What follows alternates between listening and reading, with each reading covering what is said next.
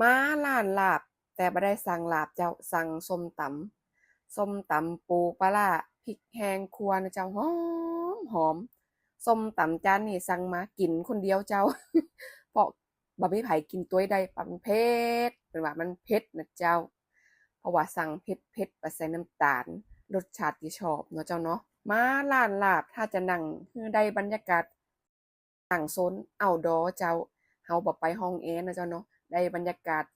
ฟิลธรรมชาติเจ้าร้อนแบบธรรมชาติพัดลมเป่าตึงหน้าตึงหลังเจ้าเส้นผมปาดหน้าปาดหลังอยู่โซน outdoor ก็จะมีคนเดินผ่านไปผ่านมานะเจ้าอันนี้มันก็หลีกเลี่ยงบ่ได้เนาะอันนี้เพิ่นก็เข้าใจเจ้าคลิปวิดีโอคลิปนี้ก็จะเป็นอูจุอาจะส้มตำกับเผ็ดนะเจ้าวันนี้ก็มากับลูกค้า เฮาก็ปลีกเวลามานิดหนึ่งทำเป็นแบบว่าแบบธรรมชาตินะเจ้าบ่ฮู้ว่าบ่ฮื้อเพิ่นฮู้ว่าเฮาถ่ายคลิปเนาะเจ้าเนาะมันก็จะมีคนอุจุอาจะมาข้างหลังนะเจ้าหยิบนั่นหยิบนี่หยิบไปหยิบมาคว่ำกล่องฉันพร้อม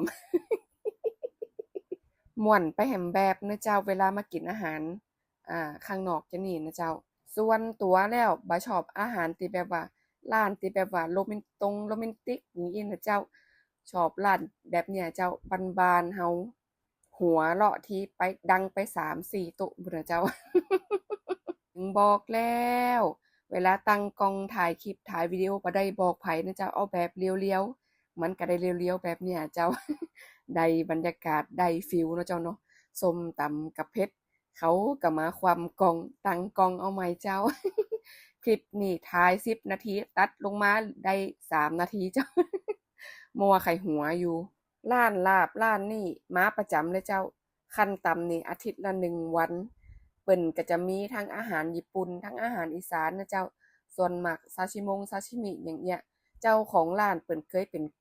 ไปเรียนกุ๊กมาเจ้าอาหารราคาถูกมากและยูทูบเบอร์ก็เยอะมากร้านนี่จะอยู่ในซอยสุขุมวิท71นะเจ้าปรีดีพนมยงค์43นะเจ้าเน้อ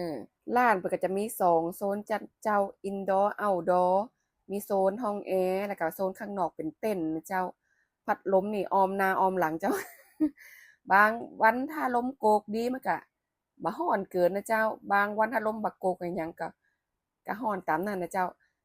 โต๊ะข้างๆเพิ่นก็จะสั่งชาบูหมูกระทะนะเจ้า